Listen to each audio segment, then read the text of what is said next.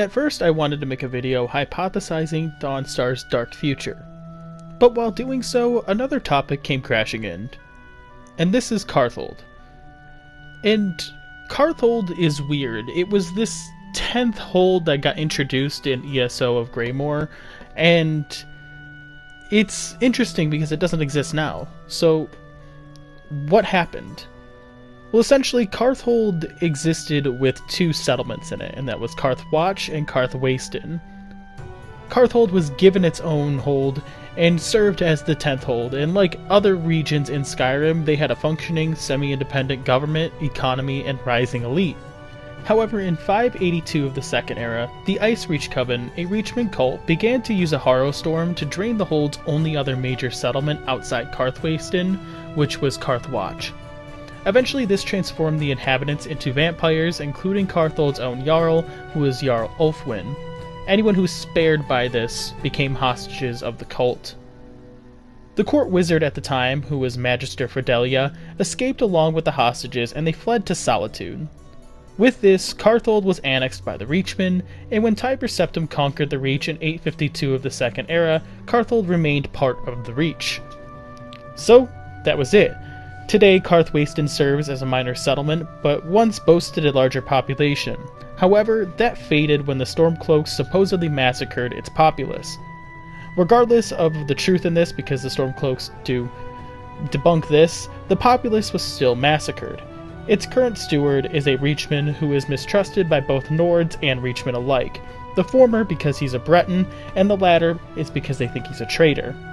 The Silverbloods also want to strong-arm the settlement away, but we don't know if this happens. So, what could happen to potentially resurrect this hold?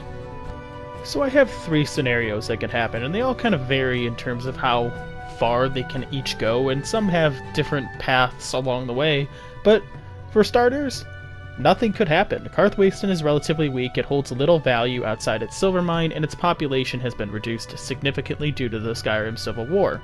So, yeah, nothing could happen. We just don't know. Especially if the Imperials remain in control of the Reach, because they have no desire to really expand or build this up. Another idea is that it's taken into Silverblood hands. Now this could go one of two ways. Either Thongvar Silverblood is made Jarl and this doesn't change, or they don't. The Imperial government stays in control of the Reach. Now with this, the Silverbloods could play a large part into this, and there's a reason I'm bringing them up is because they are a very wealthy family. Now, whether or not they are leaving Markarth, whether it's because of Imperial influence in the area, or if it's because they're exiled because they took over, if the Imperials were ousted and they reclaimed the Reach, and they were exiled and kicked out, they could go to Karthwasten and build. They still own Sidna Mine, which is even kind of weird if they're exiled, because why would the Imperials allow them to keep such a valuable property or resource? I feel like that's kind of an oversight. Nevertheless, even if that gets taken, it only fuels this theory even more. The Silverbloods, like I said, are incredibly rich, stupid rich even, and they could easily fund a mercenary guard to take Karthwasten by force or to garrison it. And in this scenario, if they've already purchased it, that's even better, because this leaves a much more legal route of doing this, which, again, kind of fits this whole model of the theory. Now they can use this to expand. With an existing, well, somewhat depleted workforce, and now with the added mercenaries, Karthwasten could at least be somewhat fortified, either like Riverwood or maybe like an Orcish settlement or stronghold, and I prefer the latter being the smarter option of the two. From there, you try to expand the mine. Obviously, you would want to produce more resources. With more silver, that means more money, and with more money, that means you can kind of expand and do other things outwards, and I would look to expand as well, probably getting a proper forge next, or a sawmill, and maybe expand farming resources, really try to get the settlement booming. Unfortunately, they will have to be careful, because if they try to press Markarth at all, they have to understand that there is an Imperial garrison at Sungard, and they are also surrounded by pro-Imperial governments all around them in Harfinger, which is in Solitude, Hjalmark in Morthal, Whiterun. It's difficult to try to press that. So, it's likely they will fail. However, if this is done right, they will have legally purchased Karthwasten, and so they can't do anything against them without risking losing some sort of face there. So this is, so far, so good. They're only exiled from Markarth. They're not exiled from the Reach, which again, kind of an oversight there. So you took Karthwasten and you fortified it. You're building it up. What's next? Karthwatch? Maybe? In this case, it's kind of hard. Using the map from the Elder Scrolls Arena, it looks like Karthwatch has been named Snowhawk, but then Snowhawk is also a fort that appears in the Elder Scrolls V Skyrim. But at the same time, Broken Tower Redoubt is near Karthwatch's location from ESO. So, is Broken Tower Redoubt Snowhawk? Was it the original location? It's kind of difficult to say. Hell, Karthwatch is even more confusing because it has a Red Eagle Tower, which in the Elder Scrolls V Skyrim, that's at Sundered Towers. What the hell, Bethesda? Why are you doing this? Why are you doing this to me? Snowhawk, though, is just out of the picture. It's part of Yalmark. It is garrisoned by the Imperials. But both Broken Tower Redoubt and Sundered Towers are occupied by the Reachmen. With the Silverbloods mercenary army, they could push either of those, preferably one, but both if they're feeling it. I don't know how it is over there. And with this should be enough leverage to petition whoever the next High King or Queen is to restore Karthald, as nobody really likes the Reachmen. I think even the Reachmen don't like the Reachmen at that point. And seeing as that they could potentially use either of those locations, or potentially even both, as a garrison, this would give them protection.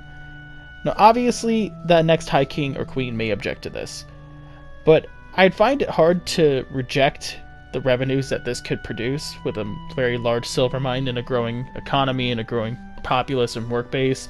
This could be very lucrative to exploit.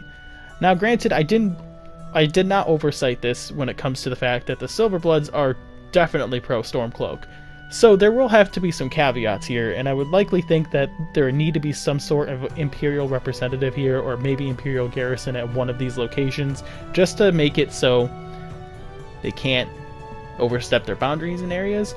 And I know some of you might say, well, the Silverbloods won't concede to those kind of demands, it's ridiculous. But at the same time, they're also being given a hold, and they're being given royal powers and status.